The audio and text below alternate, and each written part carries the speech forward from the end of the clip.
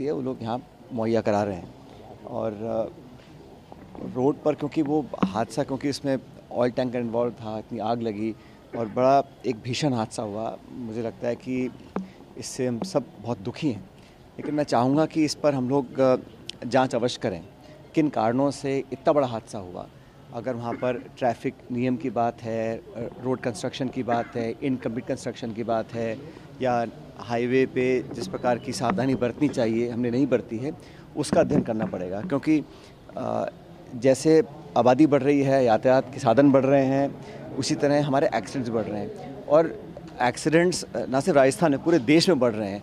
लेकिन सरकारों को इस पर बहुत गंभीरता से ध्यान देना पड़ेगा कि हम सेफ्टी नॉर्म्स को हम फॉलो कर रहे हैं कि नहीं कर रहे हैं। अभी कुछ अखबार में मैंने पढ़ रहा था कि कुछ कमियां हैं, शायद उसमें पुलिस डिपार्टमेंट है या परिवहन डिपार्टमेंट है, कहीं पे हम लोग सड़कें खोल देते हैं इनकम्प्लीट काम पर, कहीं फ्लाईओवर पूरे बनते नहीं हैं। और वो जो जंक्शन है वहाँ हमेशा ही बहुत महीनों से जाम लगता था, कई बार मैं भी जाम में फंसा हूँ।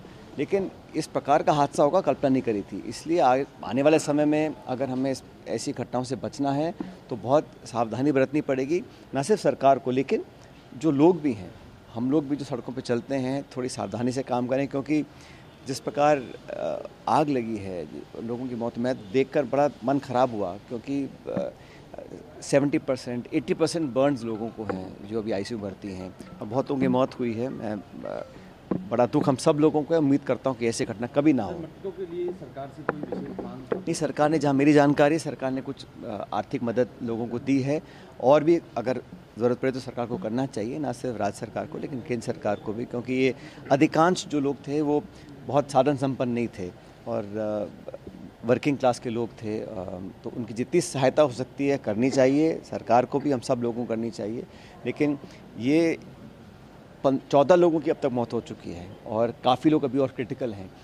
कितने और बच पाएंगे ये डॉक्टर साहब नहीं बता पा रहे हैं। लेकिन किसको मानते हैं? देखो, इसमें जांच करनी चाहिए कि इसमें कौन जिम्मेदार है, वाहन चालक है या लापरवाही हुई है, कहीं ओवरसाइट हुई है, कहीं सेफ्टी नॉर्म्स का उल्लंघन लोगों ने किया है, कौन लोग इन्वॉल्व थे, इस पर तो जांच पूरी होनी चाहिए।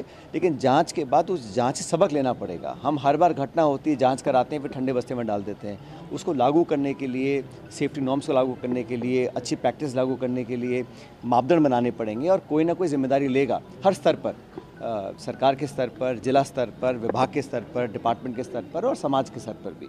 लेकिन इस प्रकार की घटना होने से पूरे देश में आज एक शोक का माहौल है और मैं दोबारा जो जिनकी मौतें हुई हैं उन सब के परिजनों को अपनी सांत्वना देना चाहता हूँ और उम्मीद करता हूँ कि जो लोग अभी हॉस्पिटल में हैं ये सब बहुत जल्दी स्वस्थ हो। वैसे स्थानीय लोगों का मानना है कि वो जो कट है वो लंबे समय से इसी तरह की वहाँ पर बनी रहती है, दुर्घटना की संभावना। छोटी-मोटी घटनाएं हुई वहाँ पर, छोटी-मोटी घटनाएं नहीं, ऐसे बहुत से चोक पॉइंट्स हैं और ब्लैक पॉइंट्स हैं जहाँ पर अक्सर एक्सीडेंट्स होते हैं।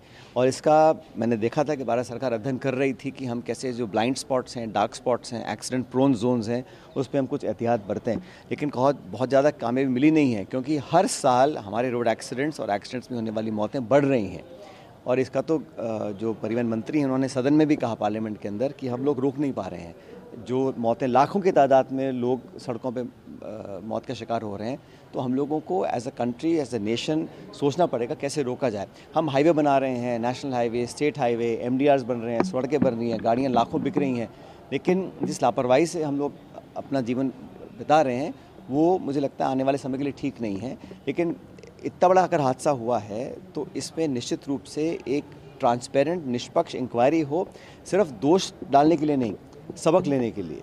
क्योंकि अगर आज हुआ है कल भी हो सकता है। लेकिन आप सही कह रहे हैं, वो जो पॉइंट है वो पूरे जयपुर हम सब जानते हैं बहुत दिनों से था वो, तो क्यों उसको टाइम पे पूरा नहीं किया गया, कौन उसके जिम्मेदार थे, कंस्ट्रक्शन में कौन इन्वॉल्व थे, कौन सी एजेंसी थी, कौन सा डिपार्टमेंट था, कौन सा ठेकेदार था और कौन सा पुलिस, यातायात, इन सब लोगों को पूरी जांच करने के बाद तथ्य का पता करना पड़ेगा। एफोर्डेबल बजेट रे गोटे ब्रांड न्यू कंडीशन रो कार खोजुछंती कि ताहले टेंशन नियंतुनी। पुराना प्राइस रे नुआ कार केवल दिए कार बाजार। प्राइस फीचर डिटेल्स जानिबा पई आज ही जोगाजोग करंतु carbazaar.com पुरी बाईपास भुवनेश्वर।